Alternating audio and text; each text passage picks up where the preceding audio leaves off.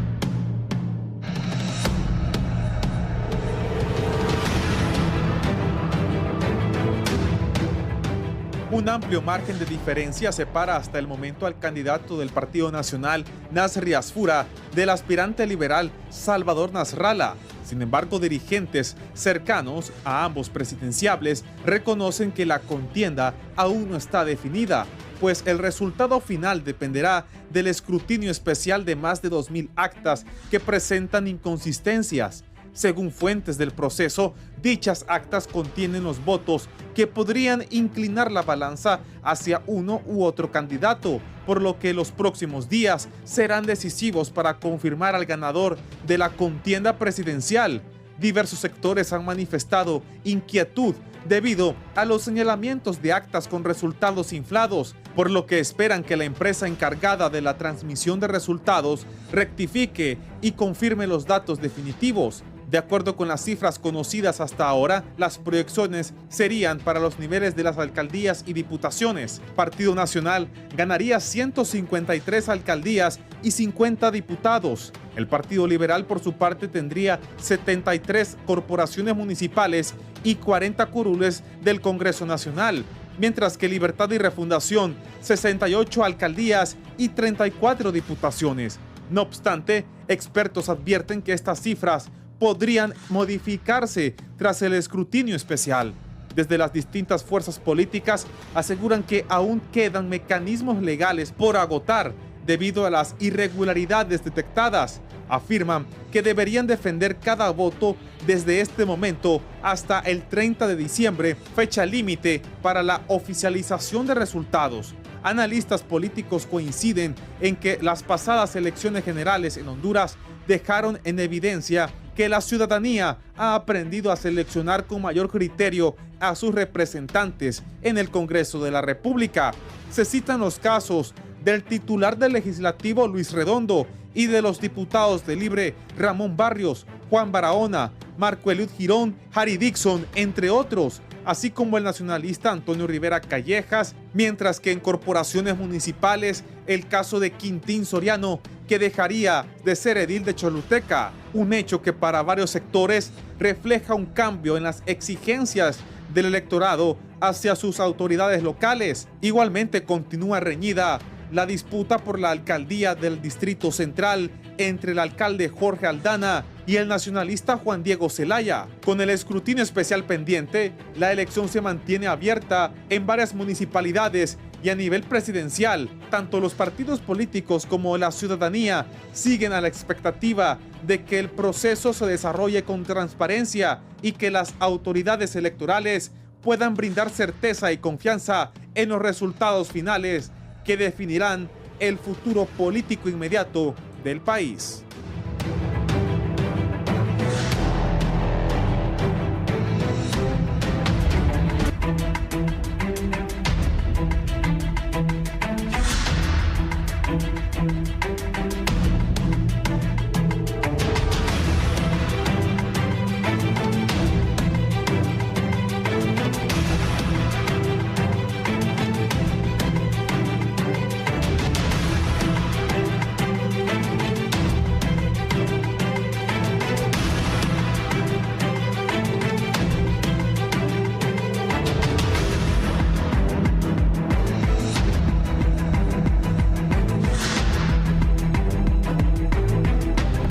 días, gracias por estar en la entrevista. Hoy ya es 9 de diciembre del 2025. Seguimos esperando a ver quién va a ser el presidente de Honduras. Sobre esto, también temas de los diferentes partidos, quienes vuelven al Congreso, quienes se van, qué alcaldes se quedan, quienes no. Tema Juan Diego, Partido Nacional, Aldana, aquí en Tegucigalpa. Conmigo aquí está don Luis Reyes. Bienvenido, don Luis. Mucho gusto, buen día. Indudablemente estamos frente a un voto razonado, algo que era de esperar. Las nuevas generaciones de votantes expresan otras necesidades y otros sentimientos que se pudieron ver con claridad en este ejercicio electoral. Gracias por estar acá. Don Omar García, bienvenido. Muchas gracias, Dios y patria para todos. Un gusto estar aquí en su directo programa, Raúl. Un saludo aquí a los compañeros panelistas. Esperamos poder vertir opiniones que ayuden precisamente a poder encauzar por un mejor rumbo nuestra Honduras, que está en un tiempo de incertidumbre creada, adquirida, comprada, prestada, eso es cierto, pero de eso se trata, ¿no? De que los hondureños que tenemos alguna formación y alguna información podamos dar luces para poder salir de esto. Gracias. Don Marvin Ponce, bienvenido, don Marvin. Buenos días a los panelistas y a usted, don Raúl. Bueno, fuimos a elecciones por lo menos, va. A elecciones estilo Honduras, pero fuimos, va. Porque hay unos que no querían, pero es lo importante que pasamos esa prueba. Yo creo que estas elecciones se deben en gran medida al esfuerzo de los medios de comunicación, a los analistas, a la gente de la sociedad civil, a los foros de debate y al pueblo hondureño que exigió siempre ir a elecciones, ¿va? Que no estaba de acuerdo con trastocar el proceso electoral. Y a pesar de que hace un mes veíamos insegura la posibilidad de una elección, se dio, ¿va? Estilo Honduras 2.0, ¿va? Estilo Honduras 2.0. Pongan ahí los datos, Marco, para ver cuál es la situación cuando son las 7 de la mañana con 14 minutos y conocer por dónde vamos. Hoy es martes, o sea, llevamos ¿cuántos días? Hoy es el 10º día, creo, de estar contando votos. 10º día. 1.298.835 con el 40.52%. Hasta el momento está arriba el señor Nasri Tito Azura. Segundo lugar, Salvador Alejandro César Narrala Salún, 39.20% para 1.256.428. Más abajo, en tercer lugar, distante de los dos primeros, la abogada Rixi Moncada con 19.29% con 618.448. Y Jorge Nelson Ávila Gutiérrez, Partido Innovación Unidad, apenas 25.421 votos. Y más abajo, Mario Enrique Rivera Callejas con 5.516 votos. Así están las cosas. ¿Comentario sobre eso, Omar? Bien, yo creo que hay varias cosas que debemos de analizar, los tipos de campañas que se dieron, las propuestas. Todavía me queda una situación que no logro entender por qué el pueblo hondureño no va mayoritariamente a votar.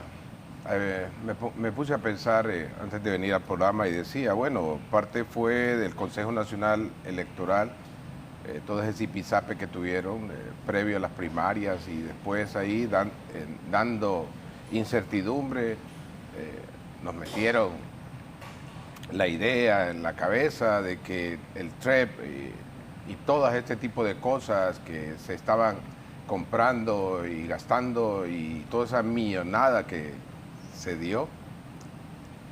Y mire, y en esto estamos, llevamos ya 10 días y no tenemos la certeza de quién fue el que ganó. Queda ahí en el limbo también cierta inquietud de quienes llegaron y no llegaron al Congreso Nacional y también dentro de las alcaldías. Y es bien lamentable, pues, a mí me duele cuando, y yo sé que el compañero panelista Marvin lo dice, ¿verdad? Elecciones estilo Honduras. ¿Cuándo vamos a tener elecciones donde los votantes escojan y elijan? no las tenemos. Y esa es una realidad. Vamos a entrar a una dinámica de revisión de actas donde los que aparentemente quedaban, pues parece que, y en especial los que van a ir en último lugar en esa asignación de curules, vamos a ver ese tipo de negociaciones que se hacen en las cúpulas para ir quitando y poniendo votos. Y la realidad es que nos hace falta mucho todavía por fortalecer la democracia y en especial el sistema electoral. Yo sigo diciendo, ¿cuándo vamos a entrar al siglo XXI?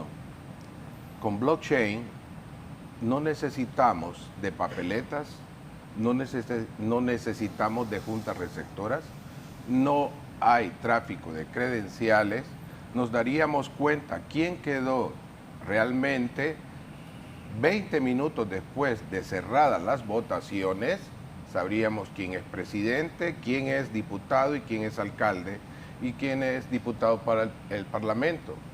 No habría ninguna situación de espera. No tendríamos que estar con cuestiones de TREP o estar llamando a organizaciones para que nos presenten este tipo de tecnologías que son buenas, pero son del siglo XX, no son del siglo XXI. Seguimos usando papel, eso no es correcto. Perú va en próximos días a sus elecciones en el 2026 con blockchain y su alto componente es indígena, su población es indígena, es un país muy fuerte en Sudamérica, pero han dado el paso y lo mismo. ¿Cuándo vamos a dar ese paso? ¿Cuándo vamos a hacer que el Consejo Nacional Electoral no sea manejado por partidos? Miren lo que tuvimos, pues. Y son parte de las negociaciones y sigue el maíz a peso. Más adelante en el programa, a mí me gustaría, sí, aquí tengo compañeros directos en la parte nacional, pero hay algo que externamente creo que tengo el deber moral y técnico de decirlo, de lo que viene para el 2026 y los próximos 4 años. Tenemos que hablar acerca de eso. Las noticias no son buenas. Y se requiere de un gobierno fuerte, un gobierno creíble, que tenga capacidad de poder llamar a lo mejor que hay en la nación, que busque primero en su partido, que quede, si encuentra que hay falencia, busque afuera, pero es necesario conjuntar lo que es precisamente un gabinete que pueda ayudar a que ese tsunami que nos viene tan fuerte, podamos enfrentarlo. Serán 4 años muy difíciles los que nos vienen. Lamentablemente volvemos al tiempo de Rosuco, embajada, y con un elemento que se suponía que estaba superado, pero aparece... Aclárenle a la gente que es tiempo de Rosuco y embajada. Era cuando el gobierno de Roberto Suazo Córdoba no movía absolutamente nada si no le era autorizado por la embajada norteamericana. No podía hacer internamente ni externamente y no había aquella situación de toma de decisiones. Vimos un gobierno sumamente dócil, por no decir débil, y ese es el problema. La disrupción del señor Donald Trump nos está enviando un mensaje claro. La pregunta es, a esta generación y los que me están viendo, ¿nos va a volver a acontecer lo que le pasó a esa generación que llevó a Roberto Suazo Córdoba hacia la presidencia, o tendremos una respuesta generacional de unidad, de país, ante una embestida como la que tenemos? Porque estamos teniendo una embestida tremenda. Por un lado, el Foro de Sao Paulo hizo y deshizo estos 4 años. Ahora es que el Foro de Madrid está también haciéndole injerencia en nosotros. Y el Foro de Washington, de reciente creación, que viene desde la política MAGA, donde realmente se está viendo lo que vimos, es inédito que en pocas horas antes de las elecciones un presidente norteamericano haya dicho de que no iba a trabajar con estas personas, pero sí con este. Eso es una injerencia clara. y es un atropello fuerte y nos recordó los tiempos de la República Bananera. Yo aspiro que las personas de mi generación podamos tener una respuesta inteligente, una respuesta propia, soberana y republicana para lo que nos viene. Independientemente que quede el señor Nasrallah o el señor Asfura, tendremos un reavivamiento de ese momento tristemente célebre de lo que fue la administración Roberto Suazo Córdoba en Honduras, que si bien es cierto, despegaba los gobiernos civiles, pero fue manifiesto realmente una debilidad del concepto republicano, del concepto democrático que debemos de tener. Gracias, don Luis. Bien, bueno, intervinieron muchos factores, tanto internos como externos, que le fueron dando forma a lo largo del tiempo a las elecciones primarias y a todo este proceso como tal. Hubo un desgaste del oficialismo. Recordemos que el oficialismo se construyó a partir de muchas fuerzas políticas que convergieron para consolidar la victoria anterior. Pero a lo largo del tiempo se fue experimentando todo un desgaste, ¿sí? Escándalos, situaciones bochornosas que van a impactar indudablemente en la psiquis colectiva. Entonces las personas, al verse increpadas con su propia realidad o confrontadas con su propia realidad, empiezan a tomar decisiones que les puedan generar cierta esperanza, ¿no? El ciudadano de a pie que está ahí, que tiene que lidiar con el día a día, con tener que llevar comida a su casa, experimenta estas múltiples decisiones que toma el gobierno. En ese sentido, se experimentó un desgaste, ¿no? Por otro lado, se crearon expectativas, ¿no? Se empiezan a crear múltiples expectativas de los distintos partidos políticos de que todos vamos a ganar, ¿no? Pero desconociendo las reglas de la política. Hay dos escenarios, ganar o perder. Hay que ser muy claros en esto. Ganamos o perdemos. ¿Qué vamos a hacer si ganamos? ¿Qué vamos a hacer si perdemos?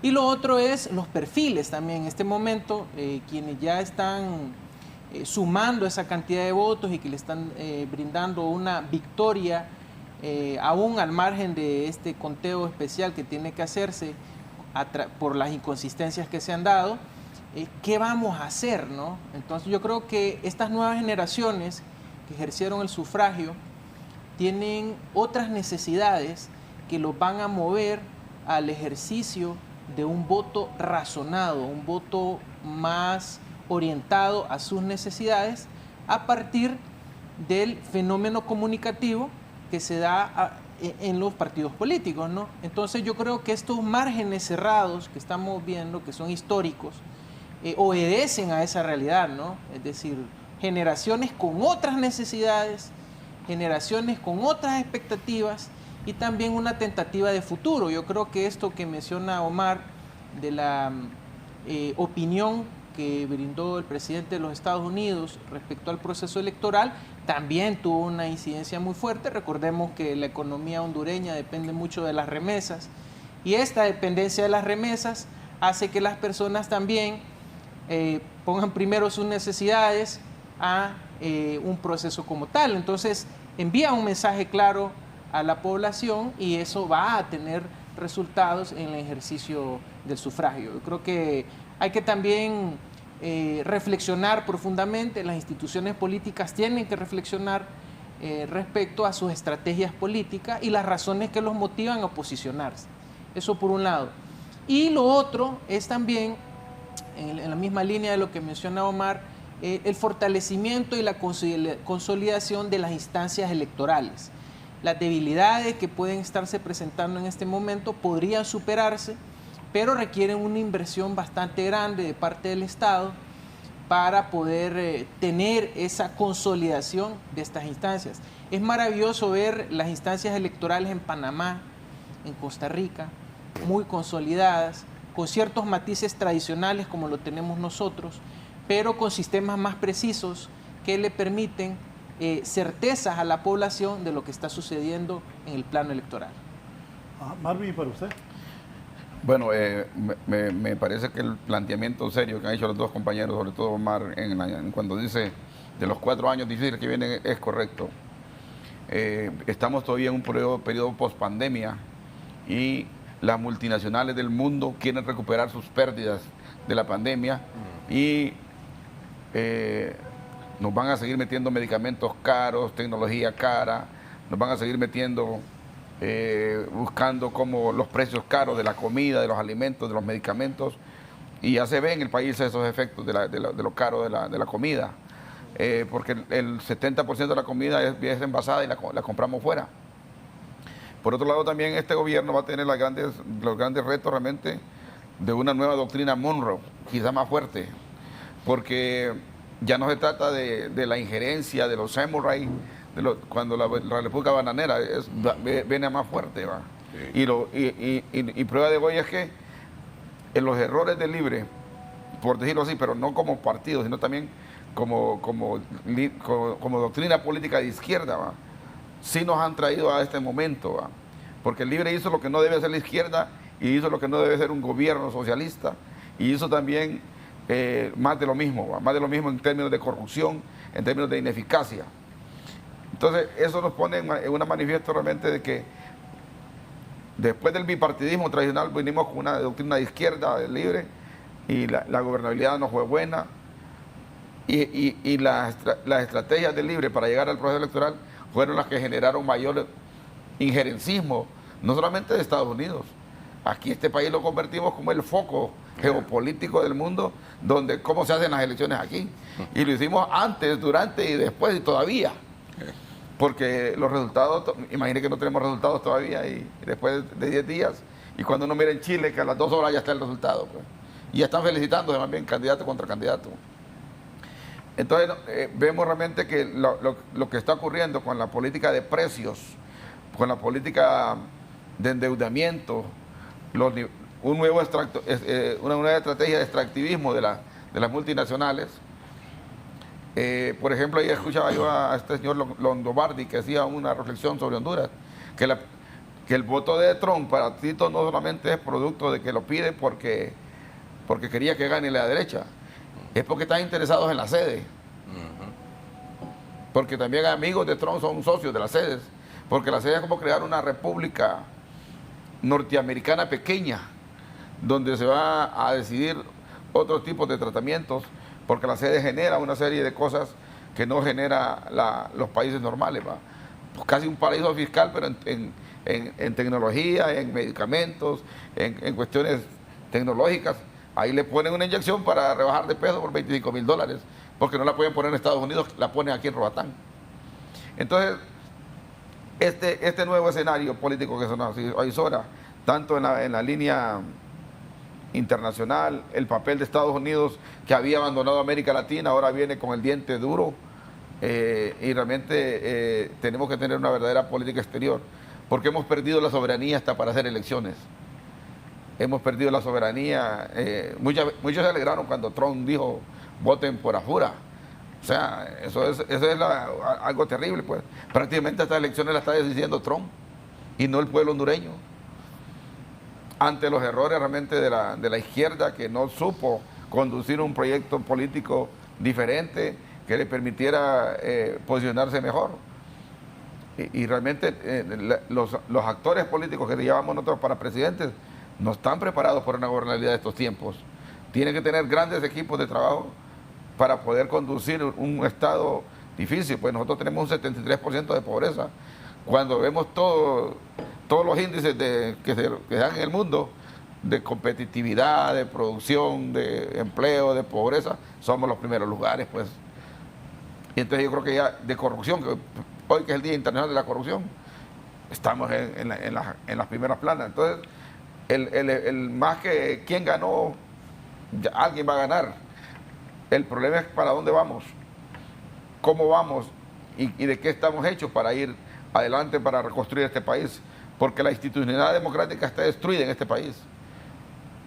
Aquí vemos la Fiscalía actuando prácticamente capturada por el Poder Ejecutivo, las Cortes Supremas, los jueces, todo el mundo controlado al poder de turno porque consiguen dinero por ahí, la corrupción. Una fiscalía instrumentalizada, ¿verdad? Primera vez que vimos todo un engranaje de judicializar el tema electoral y una conflictividad y un grupo de concejales que parecían niños que no pudieron ponerse serios para manejar y conducir estas elecciones. Antes llegamos a esto, más bien, esto que tenemos ahorita, porque desde que se dio el primer corte del TREP, se miró realmente que alguna gente como que respiró tranquilidad, porque lo que esperábamos que era una guerra. Una guerra civil, decían algunos, una confrontación. Y no, yo creo que lo que ha ocurrido no ha sido lo mejor, y el reto que le toca al presidente que gane va a ser terrible, pues, al gabinete. Pero bueno, este es lo que tenemos, hay que lidiar con eso. Y yo creo que también, al no tener movimientos populares como antes, ni tener una sociedad civil activa, porque aquí las sociedades civiles son financiadas también desde el norte, los más grandes. Los más fuertes jóvenes de Honduras son financiadas por Estados Unidos. Entonces tenemos que tener claro que no es nada bueno lo que nos viene, ¿va? Y tenemos que seguir haciendo, deberíamos de crear un movimiento ciudadano para poder hacerle vigilancia y apoyo al gobierno, porque realmente el país va a ocupar de sus mejores mentes para poderlo conducir, porque ya no es el gobierno tradicional, ahora tenemos millennials, ahora tenemos la generación Z. Esos hipotes dentro de poco se van a organizar y van a hacer peor oposición que cualquier movimiento popular. Entonces tenemos que tener claridad de que el país debe buscar una ruta clara, porque yo creo que no estamos parados en hojuelas, como diríamos. Estamos parados realmente en una situación difícil. El país no está produciendo, el país no produce, el país no genera empleos, y realmente eso es lo que genera una gran situación. Si nosotros dependemos en un 25% de las remesas internacionales, somos casi un estado fallido. El día que los Estados Unidos nos doblen la mano, hasta ahí llega la economía hondureña y tendremos que entrar a una hiperinflación. Bien, me dice aquí Don Lito, Trump movió el voto duro. El guacho me dice, Ricardo, dice, nadie ve a los congresistas observando las elecciones, estrategias psicológicas de los Estados Unidos. Buen día. Saludos a los panelistas. Yo quiero hacer una pregunta para que sus invitados hagan un análisis. ¿Cómo es posible que después de 2 años de dictadura, según la oposición en aquel tiempo, el Partido Nacional esté punteando en estas elecciones? Y el Partido Liberal, con un candidato tan mediático como Salvador, está en segundo lugar en este momento. Don Alex me dice, los de Libre no entienden. La verdad que fue un castigo y no quieren aprender, siguen con la misma retórica. Cuando te dicen por ahí no vayas, que hay una pared y te vas a dar contra ella, no hay futuro, son tercos.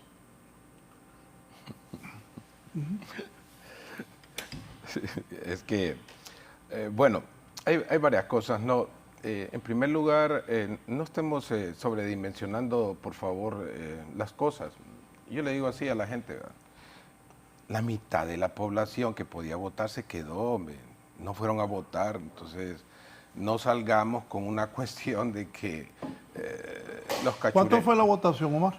Mire, está cercana al 50%, ¿verdad? Entonces, para mí eso es Habían 6 millones, 6 millones para votar, ¿verdad? Entonces, solo sumemos ahorita cuánto tiene cada quien y terminando. Bueno, si es que son creíbles las cosas que se están poniendo en la pantalla. Yo en lo personal no...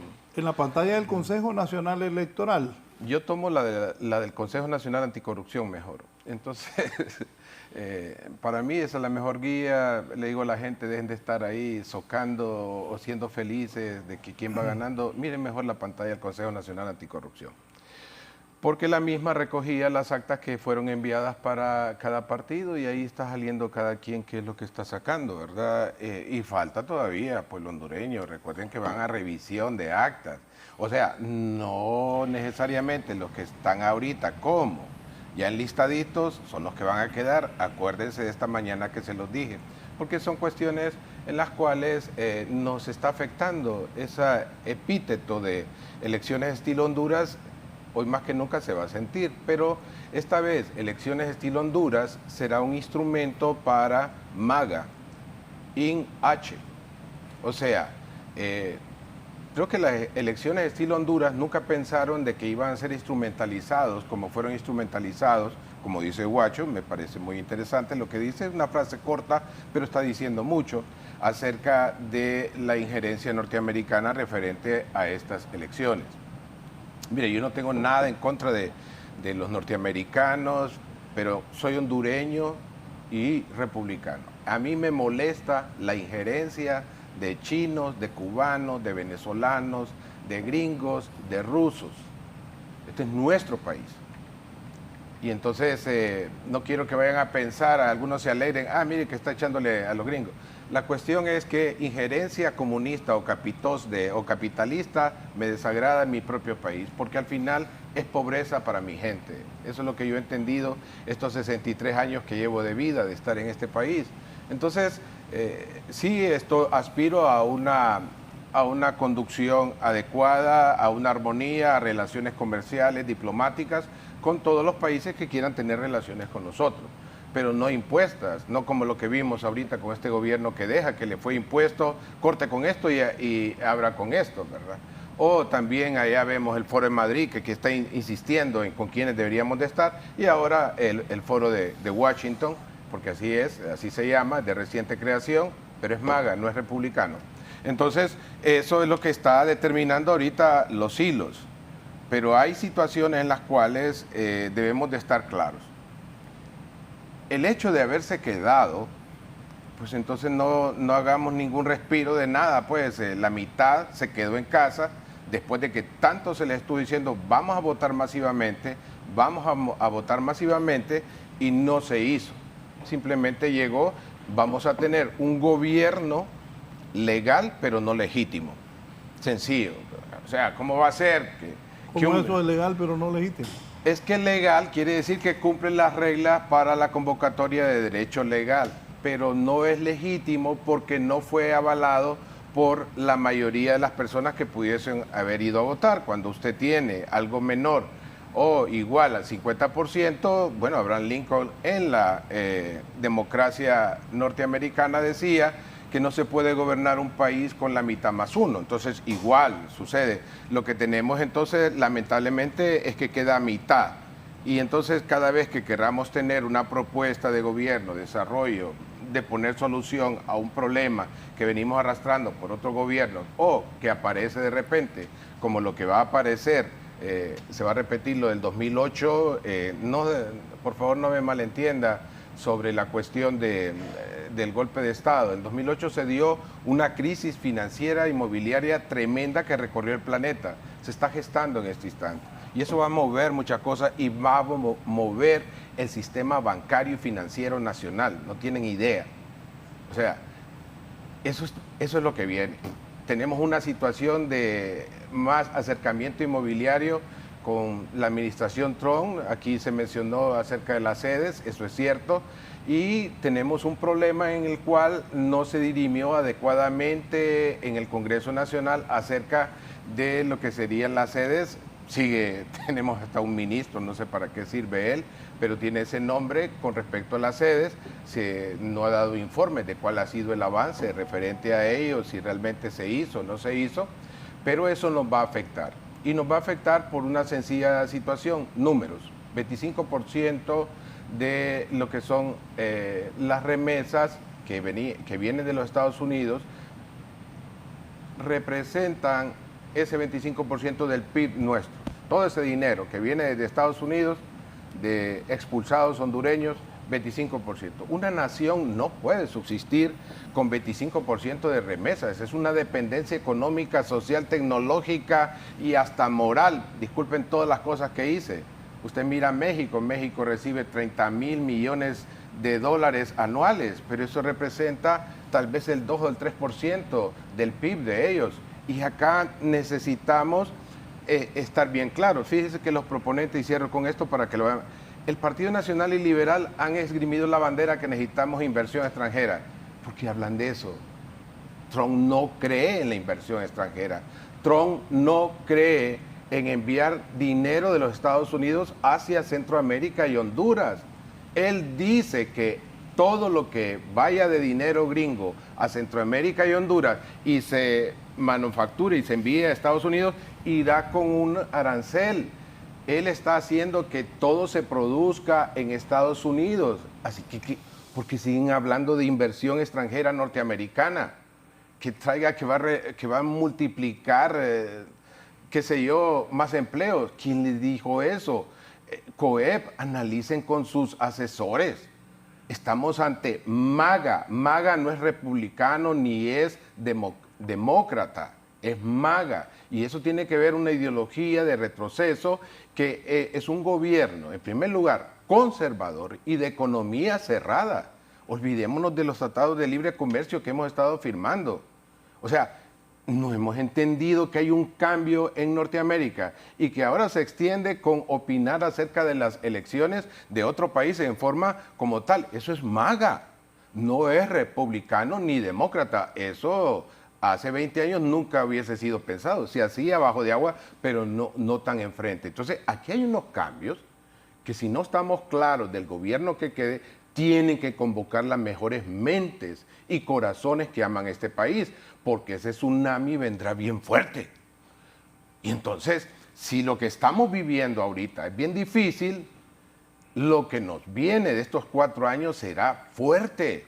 Y se requiere de un gobierno fuerte, creíble, que no vaya a ser monigote precisamente desde allá, porque esa es la estrategia que yo estoy vislumbrando. Y porque tendrán que hacerlo por ideología, no, porque resulta que el presidente está metido en negocios inmobiliarios y la crisis inmobiliaria que viene en Estados Unidos es inminente. Y él, como inversionista, tendrá que buscar dónde neutralizar esas pérdidas que va a tener el sistema inmobiliario. Cierro con esto. Crisis inmobiliarias generan crisis bancarias. Las crisis bancarias generan crisis financieras. Las crisis financieras generan crisis económicas. Y eso le dará la vuelta al planeta. Y si estamos muy indexados con respecto a ello, nos va a afectar. Necesitamos de gente que realmente sea coco, que ponga la mente fría. En qué momento realmente 2026, 2030 va a estar Honduras y que se tomen las mejores decisiones. Yo espero que tanto el señor Tito y también quien dice que a él le corresponde con la manifestación que hoy va a ser en esta semana, pues puedan convocar las mejores mentes. Bien, dice don Óscar Oquelí, si Nasralla tiene todas las actas, ¿por qué no monta una plataforma y lo muestra? Don Luis. Bien, la retórica de las propuestas, eso fue fundamental para contestar la pregunta que hacía de vía electrónica. ¿Cuál fue el mensaje central de cada una de las propuestas? Por un lado tenemos pragmatismo, ¿no? Trabajo, esa fue una consigna de uno de los candidatos. Por otro lado, transparencia, es importante la transparencia, pero por otro lado sobrevino una dinámica de confrontación. Honduras perdió mucha inversión extranjera en este gobierno, lamentablemente, y eso se traduce en lo que estamos ahora observando, ¿no? Se fueron algunas empresas por X o Y razón.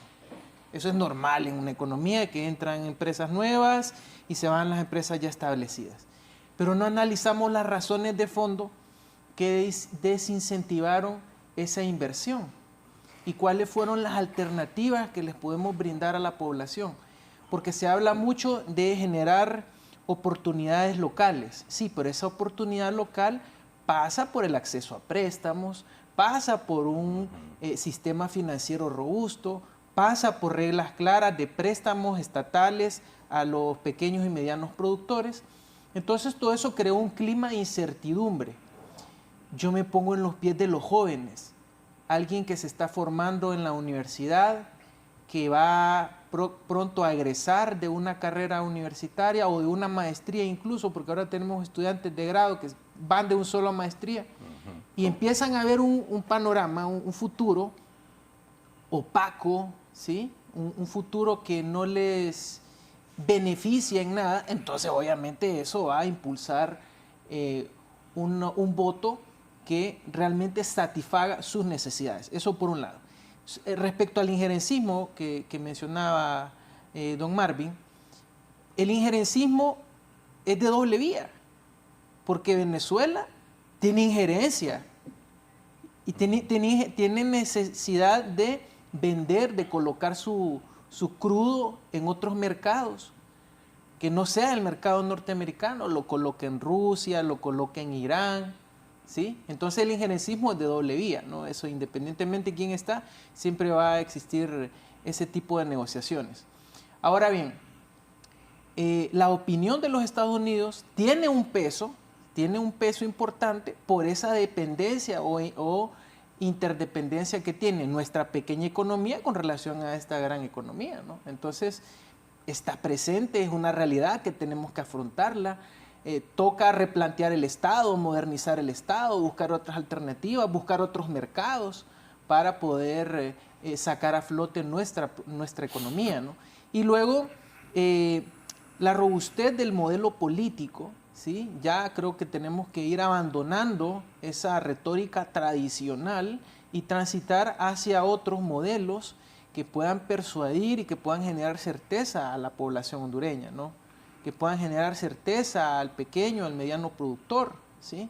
Que no sienta que el café que va a vender y que va a exportar a través de los mecanismos que lo hacen, va a perder esa capacidad en el mercado internacional. Entonces yo creo que esa es la lógica que movió a este proceso electoral.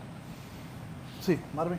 Sí, mire, ya volviendo a terreno hondureño, bueno, porque nos hemos metido en la geopolítica, que sería un tema más profundo para analizar, pero que sí tiene que ver para mandar un mensaje al que va a gobernar, que las cosas no vienen bien de afuera y ni están bien dentro. Eso implicará, por ejemplo, nosotros importamos $1 millón diarios de hortalizas de Guatemala y verduras y caras. Ya no, antes venían baratas, por eso desplazaron a los productores hondureños porque venían baratas. Una política de dumping que le llaman en comercio. Ahora nosotros podríamos hacer un proceso de sustitución de importaciones de hortalizas, pues, mejorando el agro, haciendo políticas públicas. Hace 25 años se hizo la última política agrícola hondureña, que fue la ley de Calleja, la ley de modernización agrícola, una cosa terrible. Y porque todos pensaban en el libre comercio, en el libre mercado y todo eso, lo que decía Omar. Para los gringos ahora no vale eso, ahora tratado de libre comercio quedó en segundo plano, pongo aranceles y punto. Entonces, si allá cambiaron políticas públicas, nosotros también tenemos que ir en esa dinámica. Claro. Para favorecer a lo nuestro. Nos desmontaron nuestros mercados tradicionales para montarlos en la política del supermercado. Antes íbamos a comprar al mercado y ahora usted ir a un mercado ya nadie va, porque es una locura. Porque nos montaron toda una estrategia de irlos desmontando los mercados tradicionales para ir a montarlos al supermercado. Eso tiene una lógica también con la política de precios y acceso. Claro, un pobre que nunca podía coger los tomates porque le daban una bolsa de tomates y le daban un tomate malo o dos tomates malos en una bolsa y ahí tenía que comprarlo, cuando ahora que va al supermercado y los puedes coger se siente más cómodo. Entonces, esas cuestiones, en el tema agrícola tenemos que dar un paso súper fuerte, pues. Sí. En el tema de la educación, tenemos que adaptar la educación a la realidad del mundo. Y tenemos profesores preparados para la inteligencia artificial, que ya es una realidad. Ya cualquier cipote puede... Que ahora un niño de 10 años es más inteligente tecnológicamente que un docente. ¿Cómo vamos a hacer esa reversión, va? Destreza tecnológica. Sí, entonces tenemos que entrar a una readaptación de la educación bajo un nuevo plan educativo y ya no estar poniendo gremiales a dirigir una cosa tan seria como es la educación. Ponemos a los gremios para que no se peleen y darles una rodaja del pastel. Eso no debe volver a ocurrir. Ahí tiene que ir un experto y esa Secretaría de Educación debe partirse en tres: la parte académica docente, la parte tecnológica para tecnología de educación y la parte administrativa. Ese es un desorden, esa Secretaría de Estado, como la Secretaría de Salud, ¿va? Manejada por una señora, la salud pública y el seguro social, es un desastre. Eso no puede seguir ahí y esas cosas sí las podemos mejorar con decisión política. Y hay que buscar gente para que haga esas cosas. Administrar el Estado simplemente es de no robar y hacer las compras públicas necesarias. Si nosotros compráramos los medicamentos por Alibaba, sería más barato que traerlos por un montón de empresas de acá. Si compráramos textos escolares. Entonces, estamos ante una situación realmente donde el Estado debe ser replanteado. Pero bueno, estamos preparados por una reforma del Estado, porque estamos hablando de cosas cotidianas, pero las instituciones que funcionen, las leyes que se cumplan, el Congreso que funcione. Un Congreso de millennials vamos a tener, como 70 jóvenes de menos de 30 años, bastantes mujeres, y algunos que los habíamos alegrado que algunos tiburones iban a salir. Solo la semana pasada en una elección extraordinaria que hubo ahí en San Antonio del Norte, 2 tiburones que habían quedado fuera entraron. Y está por entrar Toño Rivera también, que mucha gente estaba alegre, ¿verdad? Porque Toño, no sé por qué estaban alegres. ¿Verdad? Va a entrar Toño. Entonces, sí, está 22 votos de doña Fabiola Madrid. Entonces, bueno, pero ese es el Congreso. El Congreso de Redondo nos deja una gran lección. Y falta la revisión de las actas. Falta la revisión de las actas. Que eso va a cambiar todo. Va a cambiar. Por eso dice Omar que las cosas van a ser diferentes a cara que van a aparecer.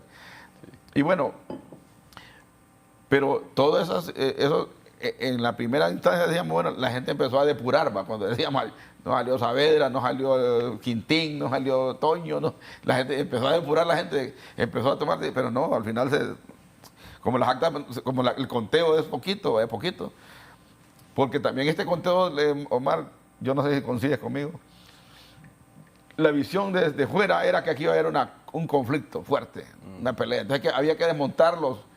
Entonces, el primero que se desmontó fue con el TREP, fue Libre, lo desarmaron con sus resultados. Libre quedó listo y servido. Pues yo no sé por qué andan ahora queriendo hablar de nulidad. Pero después había que desmontar a Nasralla y su fervor. ¿Cómo que Libre quedó servido? Cuando se lo acá 19%, pues ahí queda cabal, ya no tiene nada que a escupir afuera. Queda afuera. Pero no lo he oído lo que han dicho. ¿Cómo? Los del Libre, ¿qué piensan de lo que están diciendo?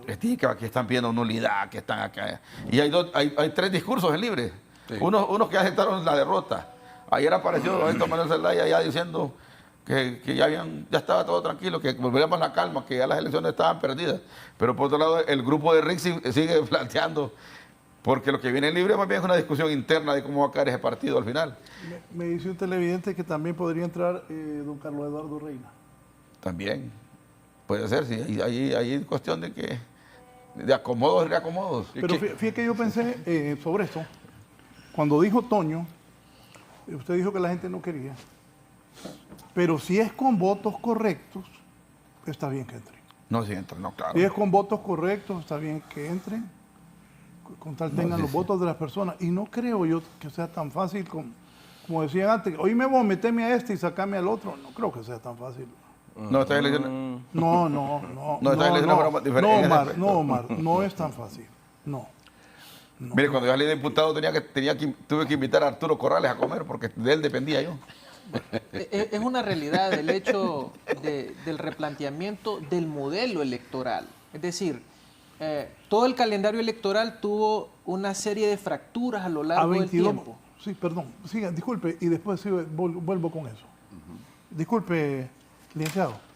Siga. Y todas esas fracturas que empezó a experimentar el calendario electoral con ciertos antagonismos dentro del proceso y ciertos comportamientos que no estuvieron bien, pero que al final se fueron subsanando en el tiempo y se sacó adelante el proceso electoral, son una invitación clara al replanteamiento de los mecanismos, de la institucionalidad y del proceso como tal.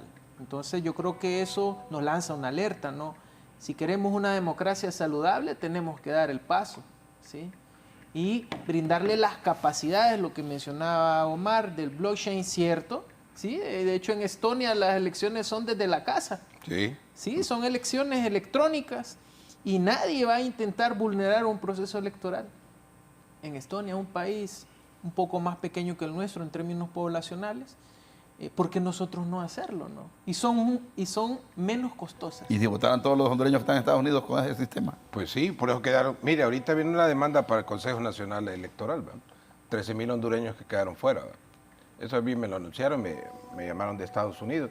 Bueno, proceda, si usted mira que su derecho Quedó 13.000. vulnerado. 13.000 hondureños que quedaron fuera, que habían hecho todo el trámite de cambio domiciliario, de voto domiciliario, y no se les negó ese derecho. Sí, mi hija es una Aparte de ellas. de ello. Mi hija sacó la identidad allá en Dallas, Texas. Inclusive era vicecónsul allá, sacó la identidad para votar allá y ahorita no pudo votar porque le cambiaron todo. ¿Va? Sí, entonces esos Bueno, son 13.000 derechos. de los que estaban empadronados, pero son 2 millones los que viven allá. Pero por eso queremos el blockchain, pues, o sea, ya es tiempo de salir del siglo XX, hombre, no están cansados de esto.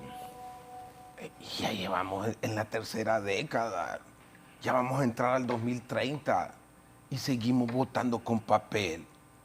No, mire, hoy es, mire, voy a Qué hacer increíble. una pausa y luego hablamos de los diputados. Hoy es el día 10 y seguimos contando los votos. No hay presidente ni alcalde de Tegucigalpa. Con declaratoria. Se gastaron 3.000 millones. Sí, hombre. ¿Te acuerdas que me oponía a eso? Igual, sí, yo recuerdo, usted lo dijo y yo Yo también lo decía- acompañé en eso. No estoy de acuerdo en eso. Es que Ajá, increíble. para que nos pases Sí. 3.000 millones. ¿Y dónde está el dinero? En un país ¿Dónde está? tan pobre. Pienso que el que está fallando es el sistema. Creo que las señoras, Ana Paola está luchando porque, y debemos de darle credibilidad al Consejo Nacional Electoral, a esperar el resultado. Y también yo vi a Ana Rala que dijo que no iba a salir a la calle. Y Asfura también, y Rixi el domingo hizo un llamado a su militancia, pero relajo no hay. Como decían, hay que comprar comida para estar en la casa. ¿Oyó eso? No, ya compramos, ya tenemos lleno la refri. ¿Por qué cree? ¿Sabe qué decía yo? ¿Qué tal esto? Decía, ¿qué tal esto? Decía yo, diciendo que hay que comprar comida. Ya volvemos. Este Barbie.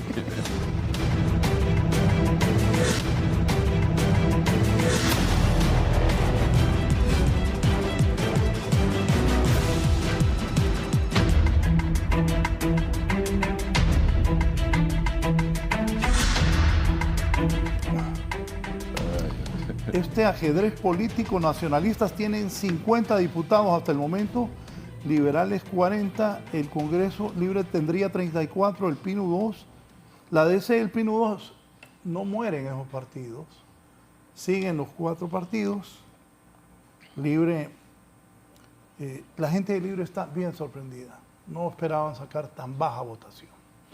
Bien, en Francisco Morazán está Quilved encabezando con 145.000 del Partido Nacional. Quilved Sadiel, ahora sigue Arnold Burgos, nacionalista también.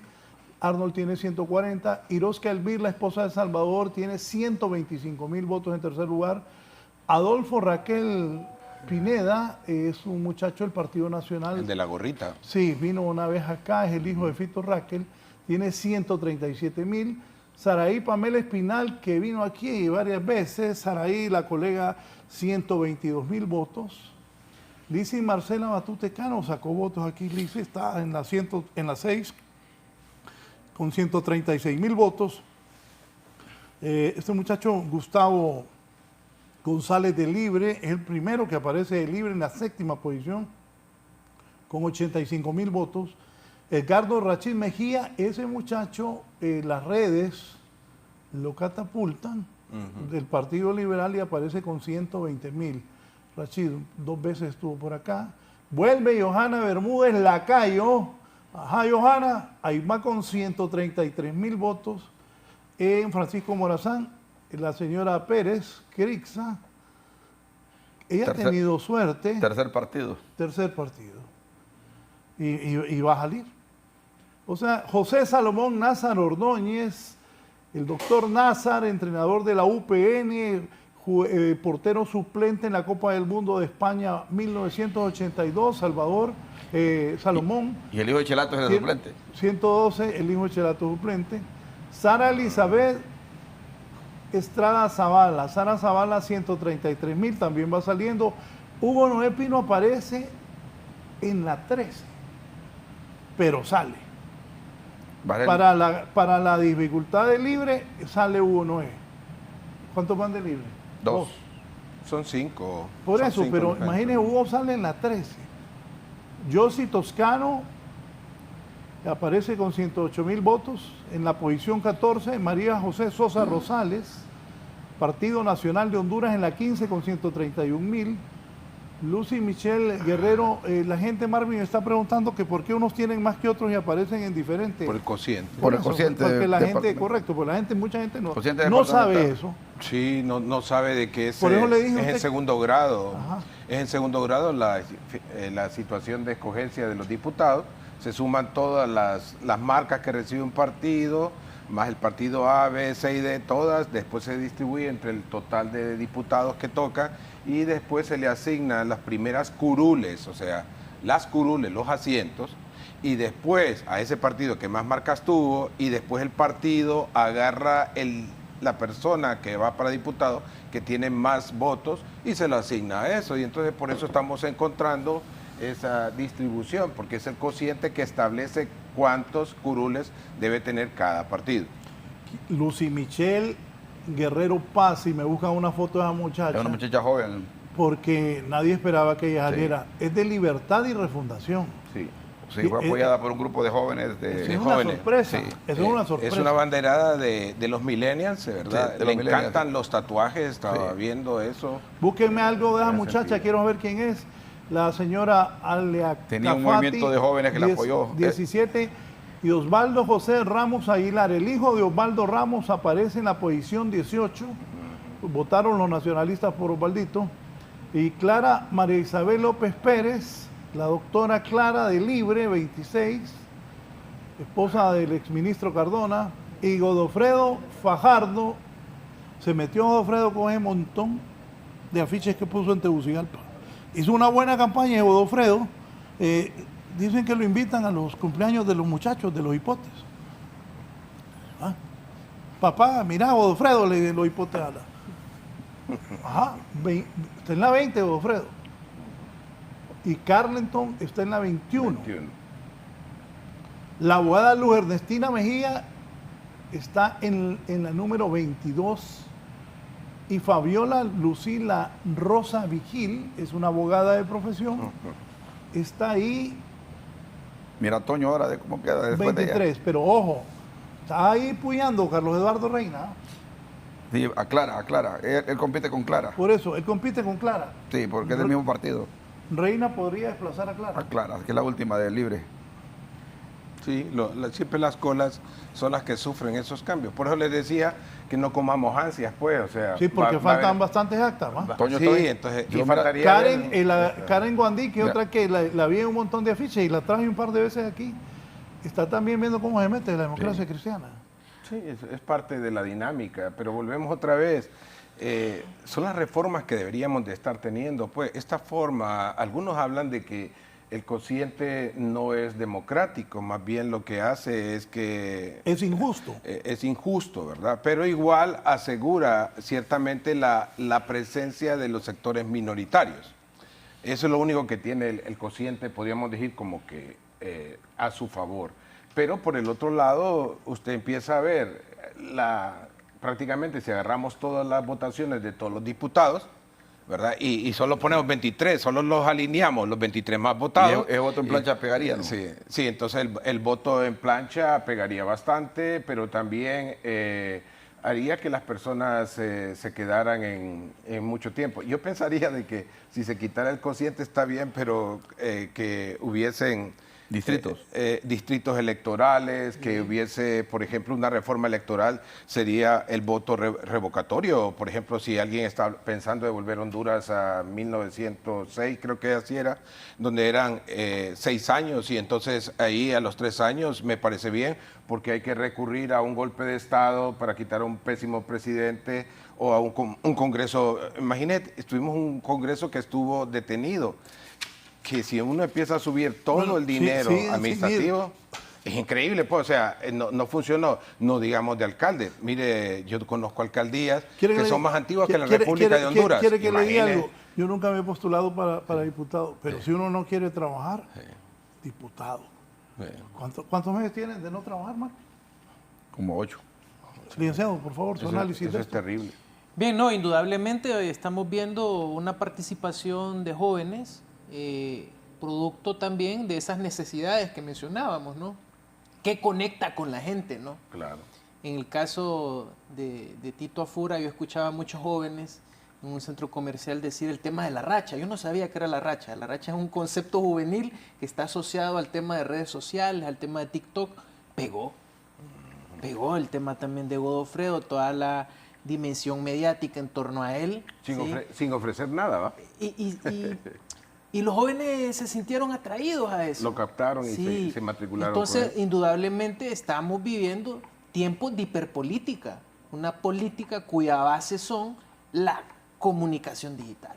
Sí, entonces, esto realmente es un giro histórico hacia esos nuevos modelos comunicativos que van a permear la psiquis colectiva. Entonces, me parece interesante, y a la vez también el tema de reformas. En este momento, si tuviésemos reformas de segunda vuelta, en el caso electoral en Honduras, sería, bueno, ¿no? Sería muy saludable. Salvador estuvo hablando de eso el domingo en el programa que él tiene en la tele. Y ponerle un alto también a las reelecciones, pues, o sea, imagínese ahorita.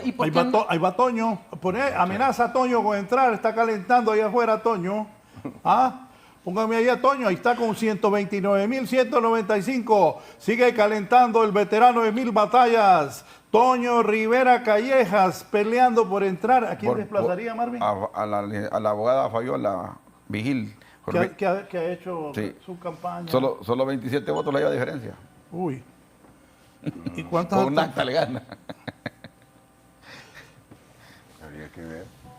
No, si tiene la tiene difícil entonces la abogada, porque 129.217 tiene la abogada Fabiola Lucila Rosa Vigil. Sí, pero lo importante es que es con votos que va a ganar, no es con y estamos viendo también... Sino que es que lo alcanza porque falta el reconteo. Y estamos observando más profesionales, más personas con una formación académica mayor en el Congreso Nacional, pero que hay que enseñarles cómo se desarrolla el ejercicio legislativo, porque ahí tenemos otro problema, ¿no? El ejercicio legislativo debe de redefinirse por dos razones. Uno, legislan, pero eso no conecta con la política pública. No existen diagnósticos, no existen datos duros, no existe dato científico que le pueda decir al parlamentario, al diputado, cómo ejercer con propiedad la toma de decisiones en el país. Entonces es un llamado a replantear. Y entender que en las elecciones, en democracia, no el que gana no lo gana todo, ni el que pierde lo pierde todo. Y esos son los consensos. Y bueno, aquí tenemos un experto en consensos, pues, aquí es Marvin, pues. Sí. Y usted lo sabe muy bien, pues. O sea, al final existen los que son los consensos, pero siento que nos hace falta. Se ha perdido, por ejemplo, la utilización del Colegio Nacional de Defensa, que enseña cuál es la forma que debería estar. Para mí, todos los candidatos a alcaldes, diputados y presidentes deberían de sacar el curso de desarrollo nacional, porque lo he visto en otras naciones. Nadie se tira si no saca ese curso de desarrollo nacional. Solo deme un momento. Lo primero, mire, lo que Marvin decía, y aquí el Chele Marco y Fernando Arteaga me están diciendo, ahí tenemos la foto de Lucy. Poné primero dónde está Lucy en la planilla, que sorprende que ella sale en la planilla de Libre. ¿Dónde está Lucy? Sale antes que la doctora. Ahí está. Lucy Michelle Guerrero Paz. Tiene 81.972 votos del Partido Libertad y Refundación. Está apareciendo en la posición 16. Esta muchacha que bien decía Marvin, ponga la foto, miren. De Millennial. Sí. Ella es exponente del Millennial. Sí. Sí, por eso le decía de los tatuajes. Entonces, eso es una realidad social en el país. Y entonces, obviamente, la gente busca a alguien afín, pues. Y ella, pues... no, y la campaña le dieron un montón de cipotes. Entiendo también que tiene una formación académica, ¿verdad? Pero igual es parte de lo que es la presentación de un grupo humano que realmente está teniendo vigencia en nuestro país con preferencias culturales diferentes a las que quizás podamos tener nosotros. Que pienso que este panel debería advertir sobre el grupo humano que viene fuerte, porque sí está haciendo cambios en otros países. Poneme la otra foto de ella. Mire la muchacha, pues, millennial, tatuada. Y en esa foto que está con gorra se ve agradable ella, mire. los compañeros de ella de seguro la han apoyado mucho. ¿Qué piensa de eso? Sí, Marco? sí. ¿Usted qué? Es un grupo de muchachos, inclusive unos de la UD, que eran jóvenes de la UD, me dijeron que estaban apoyando a esta muchacha y que no estaban haciendo publicidad de radio, de televisión, sino que a puras redes sociales, más. No, Era pero- publicidad de hormiga que le De dicen. hormigas, sí. Y que le iban a sacar de diputada, pero no sabía que iba a salir tan bien lograda. ¿También votada? Sí, está bien. Y Rachid también hizo mucho trabajo de redes. nada más que aquel andaba tirando políticamente.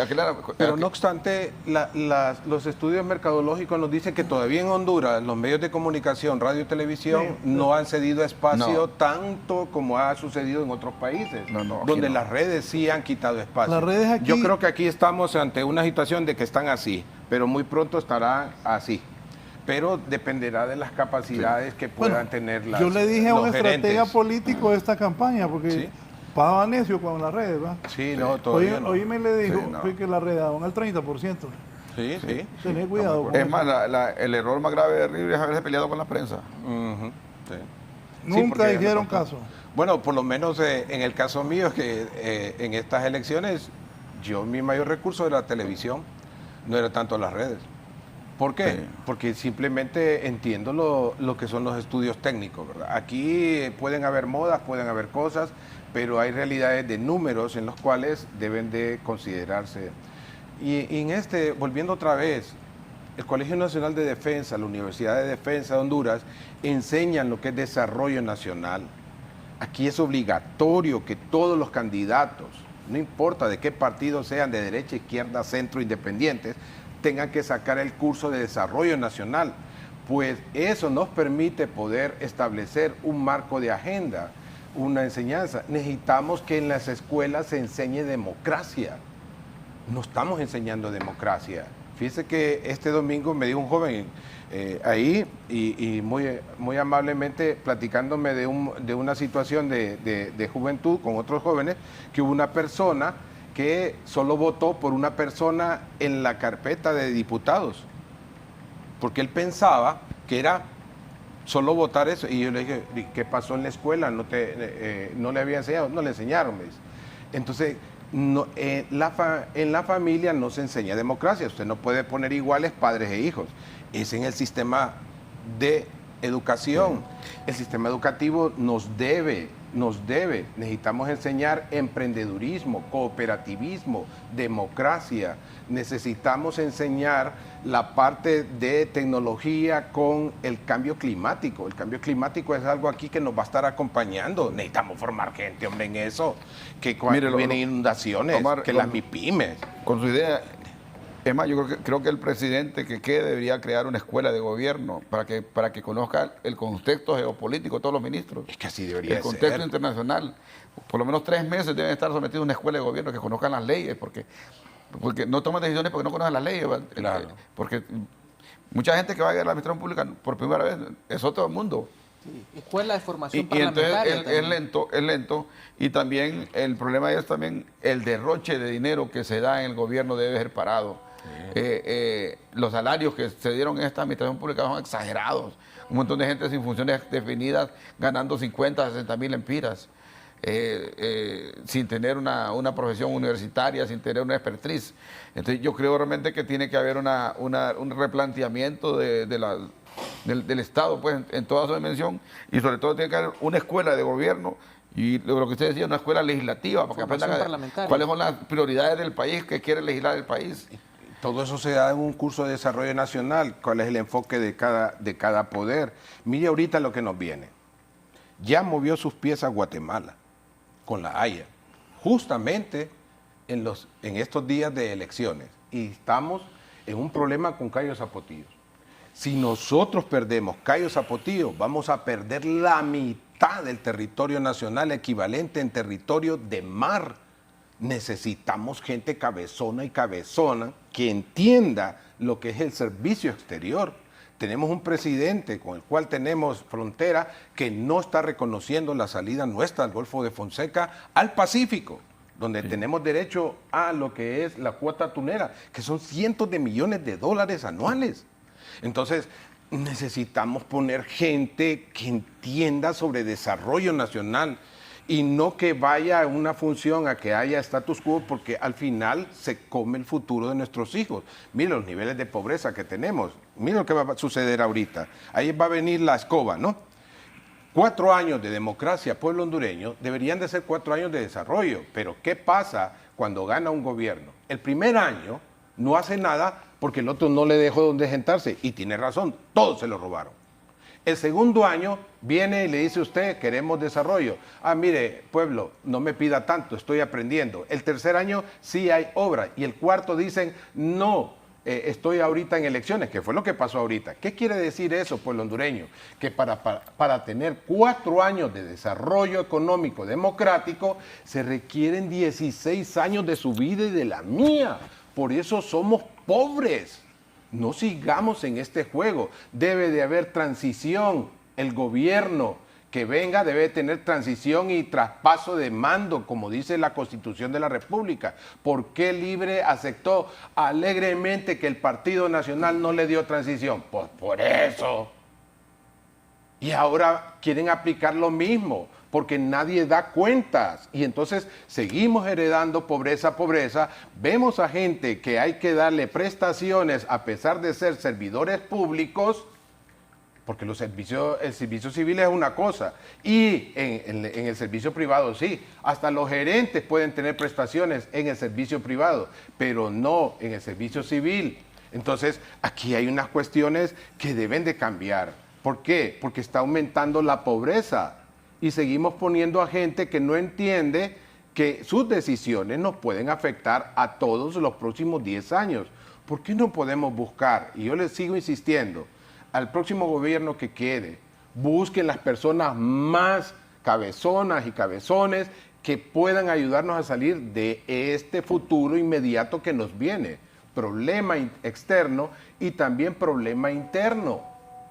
No es correcto que se siga manteniendo el status quo. El poder es para disminuir los pobres, no es para aumentarlos o mantenerlos, pues. Sino entonces cambiemos este sistema democrático, porque no está sacando a la gente de la pobreza. Solo la está manteniendo y multiplicándose. Y de eso no se trata la democracia. La democracia puede sacar a los países del desarrollo. Y con economía social de mercado se puede hacer también. Mezcladas las dos cosas. Bien, vamos a hacer una pausa. Al volver, ya voy a poner la planilla de Cortés. La diputada Shirley Arriaga está poniendo su cargo a disposición. De Redondo. Hablan, no, sí, de Redondo. Eso es lo que especula. Pero aquí tengo ya la información. No, Libre no haría eso de poner a Luis Redondo. El que no ganó su cargo no puede tomarlo. Quien perdió en las urnas, perdió. No hay vuelta atrás. Una pausa.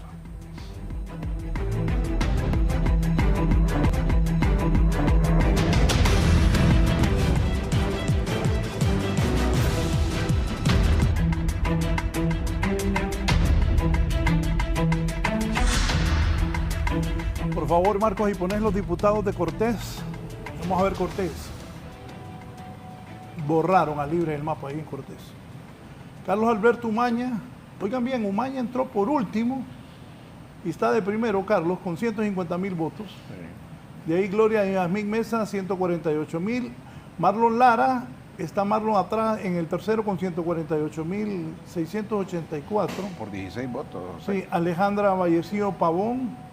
Sandra Carolina Coleman, Roberto Pineda, que es de Santa Cruz de Yojoa, José Yar Mudenat, es el doctor Yar, aparece en la 7, es el primero que aparece del Partido Nacional.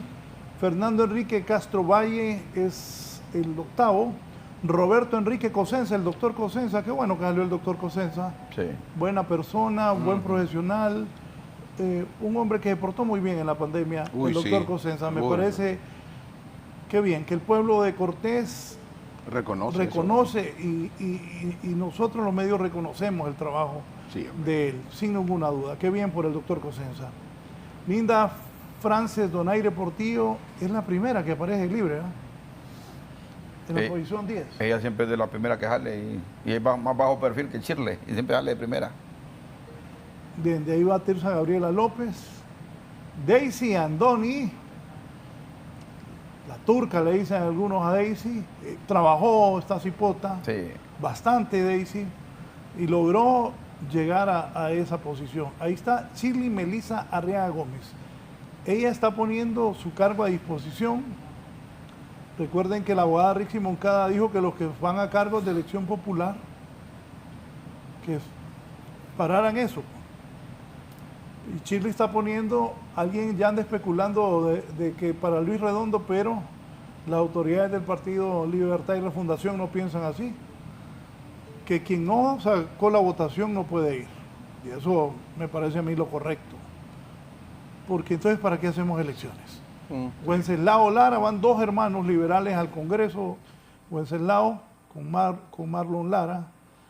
El profesor Chedrani, futbolista, un gran nacionalista, vuelve a salir Alberto Chedrani allá en San Pedro, o sea que la gente sigue creyendo en Chedrani.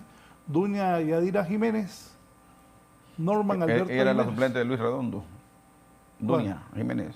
¿Y cómo es que sale ella? Él no era la suplente en el periodo anterior, ahora es propietaria. Sale ella y no sale don Luis. No sale don Luis. O sea que ella le ayudó a ganar la vez pasada, entonces. Sí. Y ahora ella sale como propietaria. Cintia Dayanara Jabuit también aparece ahí en la 18. Rolando Contreras Mendoza, creo que es el hermano de Roberto Contreras. Sí, en el Pino. Sí, Es así. es así, es correcto. Rita María Zúñiga Membreño, casilla 29, de libre, es la 20 entonces. 4 sacó. 4 sacó libre. ¿Qué piensa de esa marimbiada en Cortés? Bueno, es que en Cortés todos los partidos tienen dificultades, inclusive el partido de antes era bien pequeño. El efecto Nasralla es fuerte porque Nasralla siempre ha upado a Cortés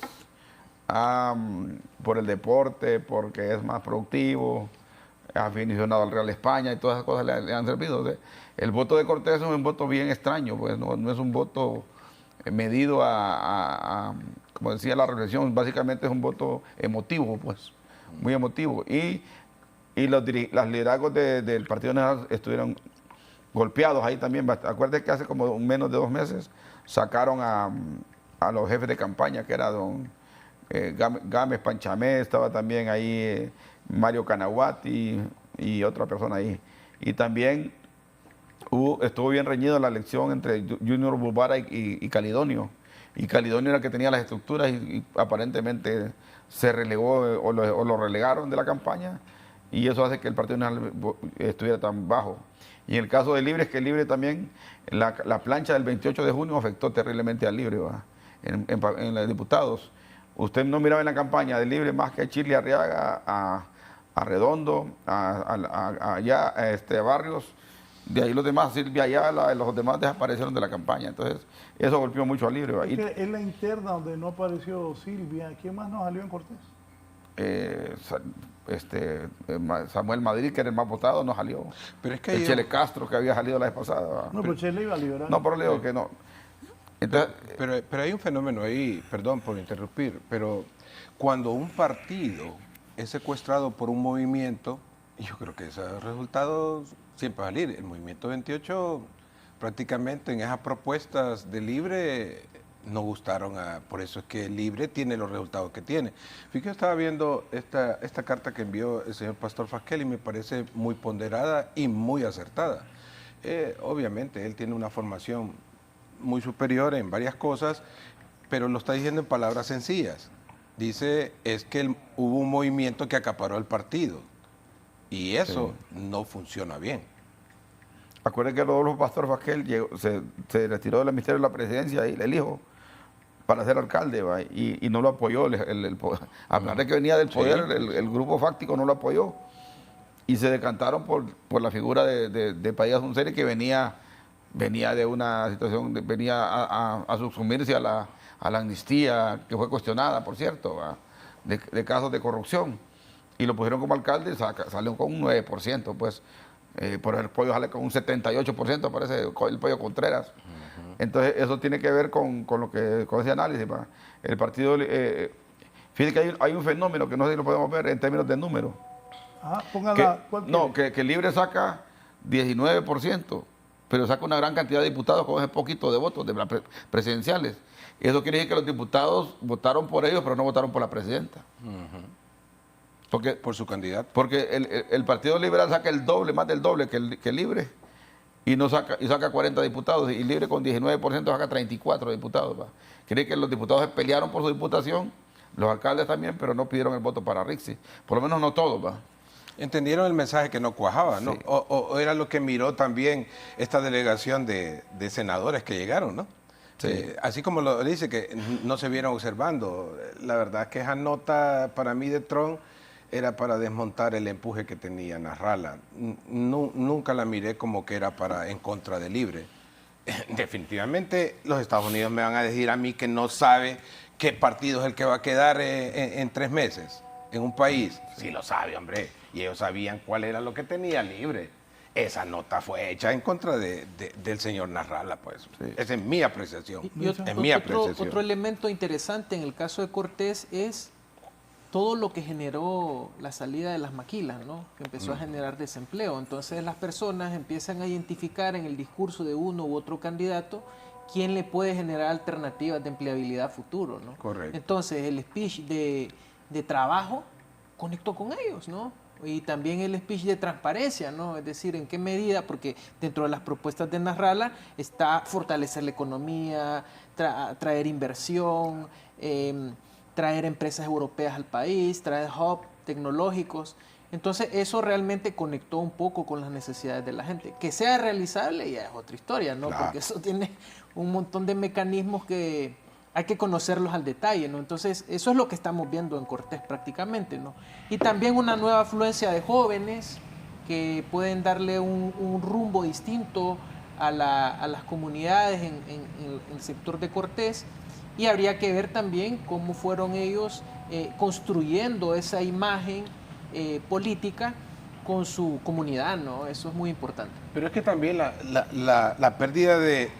tenemos que ser sinceros y ser fríos. La pérdida de empleo de maquilas en Estados Unidos es por las políticas trumpistas.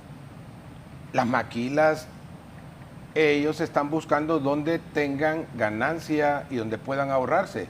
Pero si le empiezan desde donde estén operando, les empiezan a poner un arancel, es obvio que van a buscar otro país cercano donde no tenga esos aranceles. Es simple visión economista y empresarial. Acuérdate que el COED hizo más campaña política que los partidos políticos. El COED montó un proyecto político. Sí, trató de vender lo que corresponde a esa realidad, porque se estaba diciendo también de que todo era en función de Libre. Sí hay algo de eso, yo lo creo, pero más es que el negocio de las maquilas se estaba apagando por las políticas económicas de Trump, de todo lo que están importando, y eso es lo que está matando los negocios de un montón de maquilas, y nos afectó en la zona regional como es Cortés, que es emblemática de las maquilas. Pero no hay que hay que ser frío, porque si vamos a hacer políticas públicas debemos de considerar eso, y estoy de acuerdo contigo, Luis, en el sentido de que vendía ese mensaje esperanzador del Partido Nacional, vendía ese mensaje esperanzador de Nasrallah también diciendo voy a traer empleo. Pero hay una realidad, Cortés. Los tiempos de maquila cesaron. Tienen que pensar en economía interna. Eso, MAGA llegó para quedarse 10 años. Cada quien que haga sus estrategias de aquí, del 2026 al 2036, y van a ver que tienen que cambiarse varias cosas. Las capacidades productivas de Cortés son enormes, sus recursos son enormes, tienen capacidad para sostener y mantener una economía como la nuestra, no solamente fiscal, no solamente de empleo, sino de producir bienes y servicios que podemos comprarlos, porque todos vamos a hacer eso. Aquí la política económica tiene que igual, si Donald Trump nos pone un arancel, igual nosotros, pero debemos de crear todo lo que es el mercado centroamericano, rescatarlo. Ahí sí podemos nosotros combatir con cero arancel. Entonces produzcamos, Cortés, alimentación, bienes y servicios, no solamente para Honduras, sino también para Centroamérica. Sé que Guatemala es poderosísima, Sé que El Salvador es poderosísimo, pero si nos concentramos en aquellas cosas que sí podemos hacer, podemos enfrentar precisamente estos años que vendrán de aislamiento, de ceros tratados de libre comercio, porque no volverán. No va a venir tampoco maquilas, esa estrategia ya feneció, olvídense de eso. Necesitamos reinventar la economía favorablemente para estos 10 años y todo tiene que ver en función de poner los pies sobre tierra. Yo tengo una formación de doctorado en negocios y sé por qué decirlo, tienen que cambiar. No pueden seguir que la política les siga diciendo que vamos a traer esto cuando no existen las piezas para lograr ese despegue económico. Doctor, cuando usted dice MAGA es hagamos América grande otra vez. Sí, para que el auditorio sepa, porque yo... Bueno, MAGA es todo este discurso del señor Donald Trump, cuando él dice que Make America Great Again, quiere decir hagamos nuevamente grande América, es... Primero, los Estados Unidos. En segundo lugar, los Estados Unidos. En tercer lugar, los Estados Unidos. Y si caen migajas, para Estados Unidos. Porque antes era que las migajas cayeran en Latinoamérica. Ahora ya no. Entonces, todo eso implica una ideología en la cual se está viendo que hasta los mismos republicanos están perdiendo terreno ideológico. El Partido Republicano está siendo llevado a un lado. Los demócratas no saben qué hacer, pero MAGA sigue creciendo. Y esa ideología de mercado cerrado, porque eso es lo que tienen ellos, y gobierno conservador, ya lo vimos en Europa en 1936. Sí. Y bien lo dice usted cuando dice una doctrina Monroe recargable. Es exactamente eso. Por eso las islas del Cisne pertenecían a Estados Unidos. ¿Sabe cómo llegaron? Cuando el presidente Monroe dijo... Bueno, necesitamos abono para producir la agricultura más en Estados Unidos. El guano, ¿y el guano dónde está? En muchas islas. ¿Y cómo hacemos para apropiarnos de esas islas? Le dice su ministro de Defensa y el de Agricultura. Bueno, hay países que no tienen presencia. Bueno, toda isla que no tenga bandera de ese país cercano va a ser de Estados Unidos. Y así fue. Y la del Cisne pasó a posesión de Estados Unidos por el guano. Entonces, aquí esa forma extractivista y de intolerancia a propuestas democráticas. Lo único que puede defendernos de esta doctrina MAGA es tener una propuesta democrática y republicana nuestra. No es ideología de izquierda, eso es absurdo. Es democrática y republicana. Si nosotros fortalecemos nuestro país, si empezamos a ver la economía social de mercado, si empezamos a proteger también las MIPYMES y ver cómo logramos despegar en la nación más rica en recursos naturales de Centroamérica, vamos a bajar estos niveles de pobreza. Fíjate, el precio del café, que ha estado bien para nosotros, es porque Brasil tiene 50% de arancel, que es el mayor productor de café. Sí. Vietnam tiene 35% y Colombia 35%. Y nosotros no tenemos ese arancel de café, va. Nos lo quitaron hace poco. Tiene que ver con intervenir la cultura. Correcto. Es lo que mencionaba Marvin, el tema educativo. Sí. Habría que hacer una lectura de cómo está el tema educativo en la propuesta de los dos candidatos que están con esos márgenes de diferencia cerrados. Porque hay que empezar por ahí, ¿sí? Para llegar a ese punto que estás mencionando. Hay que intervenir la cultura, intervenir la educación, crear conciencia ciudadana, y eso lo hemos descuidado en educación. La educación nuestra, hondureña, la educación pública, está abandonada. El que llegue ahí tiene un reto. Pero Luis, también le decía en este programa a Héctor Soto, ustedes no están investigando sobre el movimiento One Piece. El movimiento One Piece ya llegó a Honduras. Y yo estoy viendo ya propuestas de ellos. Ya llegó a México y por eso a Claudia Sheinbaum la pusieron preocupada hace un mes. Llegó a Perú, quitó el gobierno de Nepal, quitó el gobierno de Madagascar, estableció todo el movimiento One Piece. Eso es un movimiento social de centennials y millennials que dicen, hasta aquí esto ya quitémoslo. Entonces, en Sri Lanka empezaron a acuerdo. Es correcto, cuando tomó posesión doña Xiomara, en ese mes ese movimiento One Piece había hecho todo destrozos porque los chinos se habían quedado con los aeropuertos y puertos y la gente tenía hambre. Sí. Y hubo una respuesta para mí legítima y moral del pueblo de decir, tenemos hambre. porque había un cobro de parte de China continental que pagó todo el puerto y aeropuerto, pero ese gobierno corrupto no le pagó, entonces dice, es mío. Y en la cultura china no hay perdón de deudas, esa es una cuestión cultural, así como el culto a la familia. Entonces no hay perdón de deuda. Ahí ese movimiento One Piece ya está, y está viniendo, y lo estamos viendo en las redes. No se equivoquen, políticos. Si no hacemos bien las cosas, por eso mi preocupación estos 4 años, este elemento, y para ese momento quería decirlo, y que quede grabado en este programa, se advirtió a Honduras de que el movimiento One Piece viene hacia acá, y si los políticos se equivocan, One Piece los va a corregir, y no tienen idea de cómo lo hacen. Y ese One Piece tiene que ver con los ticoteros. Pues, porque aquí ya empezaron algunos. Algunos empezaron a conectarlos, pero One Piece es un movimiento millennials, está en las redes, convocatorias en las redes, es algo que no tiene liderazgo en algunas formas, pero que tiene composiciones donde recoge el hartazgo de los más jóvenes. Pues ellos, si no le damos salida, si ellos ven pobreza y le estamos dando pobreza. ¿Y saben qué es lo que más despertó? Y eso noté en los países donde One Piece se despertó, cuando los hijos de los políticos empiezan a salir en las redes gastando milenadas de dinero, tomando vino, teniendo un perfil altísimo de estrellas que no les importa, y el movimiento One Piece se alimenta de mucha pobreza que está en las redes. Sí. Porque antes la pobreza estaba, cada quien la sufría, ahora en las redes se comparte, entonces eso alimenta muchas cosas. No se equivoquen, estamos entrando a la tercera década del siglo XXI, donde habrán varios cambios. Por eso la preocupación hoy de hablar. Necesitamos una democracia más fortalecida, creíble y funcional.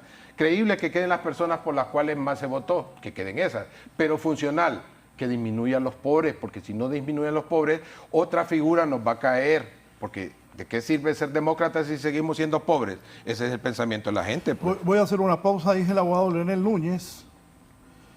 Primeramente, Dios, que debemos hacerlo. Todos estamos cansados de malos gobiernos. Cada quien debe hacer lo suyo, hacerlo bien.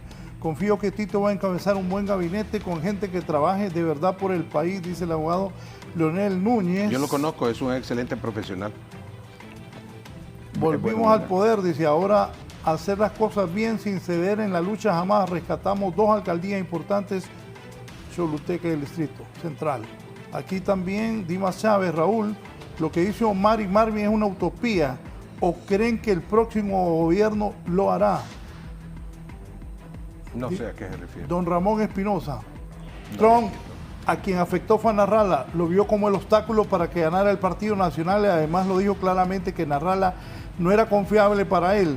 Para el grupo cercano a Trump, el Partido Nacional es su único aliado. Eso fue así desde el gobierno de Hall, lo que explica el perdón para Juan Orlando. Trump seguirá con el ojo puesto sobre Honduras porque somos un país estratégico para la seguridad de Estados Unidos. Lo mejor que pueden hacer el Partido Liberal y el Partido Nacional es trabajar juntos para sacar adelante el país. Bien. Próspera. Bien. Voy a hacer una pausa. Quiero saludar, hoy cumpleaños Diario La Tribuna, que fundó don Oscar Flores. Su presidente de La Tribuna, el expresidente Carlos Roberto Flores, a Carlos Flores Fley, a Lizy Flores, la embajadora, a don Adán Elvir, director del periódico, a Daniel Villeda, a Ninfa Arias, a Eric Gallego. Hoy está cumpliendo 49 años de servicio al país Diario La Tribuna. Ahí está Tribunito, celebrando a toda gala esos 49 años. Esa idea de don Oscar Flores y su hijo Carlos Flores. Lleva ya 49 años Diario La Tribuna. Felicidades a todos los empleados, colaboradores, gente que diariamente trabaja para Diario La Tribuna, para Carlos Flores Fley, para don Adán Elvira, el director por muchos años del periódico, a Daniel Villeda, el popular Yuca, a mi compañera de universidad Ninfa Arias, a Eric Gallegos, a toda la familia de La Tribuna. Felicidades hoy en su 49 aniversario. Un gran abrazo a la gente de La Tribuna. Recuerdo a Rafael Lazari, que trabajó por muchos años ahí en Diario La Tribuna. El Guacho ahí estuvo en La Tribuna también. Me acuerdo de eso. Volvemos.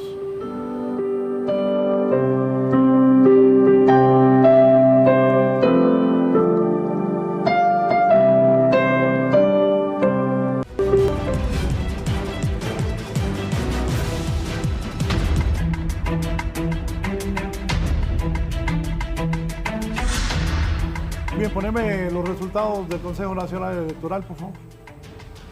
Vamos a dar lectura antes de retirarnos y que mis invitados exterioricen, no, pero el presidencial, sus conceptos finales. Narri Juan Alfura Sablas, 1.298.835 votos. Salvador Alejandro César Nasralla Salón, 1.256.428, 618.448 Rixin Moncada. Como le decía Omar, Narri Alfura está sacando casi los mismos votos de la elección anterior. Sí, pero va a sacar más de 1.400.000. Por eso, y la vez pasada 1.300.000, casi. 1.230.000. Casi lo mismo. Jaloneó unos 100.000 personas más que estaban indecisos. El independiente, mucho independiente fue con Nasralla. Es que el voto Trump que le quitó era el voto nacionalista que Correcto. había Iba a votar por él. iba a votar por Nasralla. Sí, porque la verdad, Libre está sacando su militancia, que va a sacar 700, un poco más. Sí. Es la militancia de Libre. Yo pensé que iba a ser menos. Yo pensé que iba a ser menos. Yo sí estaba seguro que... 450.000. No, yo sí estaba seguro que 750.000 los sacaba Libre. Y doña Xiomara sacó 1.700.000 para ser presidenta. La votación más grande de la historia. Y va a ganar doña Xiomara a quien gane hoy la elección. Le va a ganar la votación anterior de doña Xiomara Castro, hoy la presidenta del país. Sí, llegar a esos números. Van a pasar 3 elecciones para llegar a esos números. Por eso le digo. Entonces los de Libre, un millón de personas que votaron por Xiomara Castro eran del Libre. No votaron por Libre. Sí. El voto independiente no logró conseguir Libre, solo votó con su voto duro. Los dos partidos anteriores sí que consiguieron votos nuevos, creo yo, hasta el Partido Nacional. Pero si logra sumar eso, para mí sigue teniendo, ¿verdad? Lastimosamente tendremos un gobierno legal, pero no legítimo. Aquí las posiciones hay que restar votos blancos, votos duros, ese excepcionismo se sigue quedando en la casa y son los que están poniendo los presidentes. Después no nos quejemos por lo que dejan de hacer o hacen, porque pareciera de que no estamos conscientes acerca de que es la democracia creíble y funcional, creíble que quede la persona que recibió más votos y funcional que disminuye a los pobres. De 10 millones yo me quedo con eso. De 10 millones de habitantes solo recibe el 13% el que van a la elección, queda como 87%. Imagínate, entonces, ¿cómo va a ser eso posible? Y si ya vamos con el voto ya adulto, sería como un 20-22% representa el que gana. Y no es sostenible para mantener un gobierno con una oposición tan grande. Entonces, todos los demás son oposición, ¿verdad? Lo que pasa es que no hay una oposición sistemática, organizada, pero un gobierno sí sería totalmente débil si no hace una coalición o por lo menos integración de un gabinete, aunque no sea de partidos, pero sí de profesionales independientes, que le permita ser fuerte, pues. O que el Congreso Nacional quede, realmente, ojalá que queden todas las personas que queden ahí, pero vayan conscientes de que necesitamos un cambio de actitud. Sí. Yo creo que la clave va a estar en esas 2.773 inconsistencias que se están computando. ¿No? Y ya una vez subsanado ese proceso, tenemos que aprender a ser buenos perdedores y buenos ganadores, ¿no? Claro. Y integrar un gobierno que realmente esté a la altura de las necesidades de la población hondureña. ¿Sí? Y más allá de cualquier incomodidad, más allá de cualquier sentimiento, pensar en el país. Dejar atrás el atrás. Pensar en el país, es que esta es la clave. Si no pensamos en el país, vamos a heredar una nación débil, una nación con fracturas que no nos va a permitir alcanzar desarrollo. Vamos a seguir en lo mismo. Yo le mando un mensaje al presidente Zelaya y a su grupo que dirige el partido para que paren ya cualquier cuestión de movilizaciones y cosas así, que acepten los resultados, porque hay que poner en modo navideño porque mucha gente está perdiendo dinero. Apoyo eso también. Mucha gente está perdiendo dinero porque la gente no invierte para esta época y no está, y por la incertidumbre ahora los resultados no está vendiendo lo que tiene que vender. Y estamos iniciando, ya estamos casi medio mes de la Navidad, a 14 días de la Navidad. Estamos precarizando. Entonces yo le pido al presidente Zelaya que ya están los datos han tirado ya. Ahora que le dé paso a los empresarios para que vendan sus negocios, sobre todo las pequeñas y medianas empresas, que invierten mucho dinero para que la gente consuma en esta época. Bien, Gracias a don Lito Barriento, un gusto en saludarlos, a todos los televidentes, a ustedes mis invitados de esta mañana. Así está la política, todavía no hay presidente en Honduras. Gracias.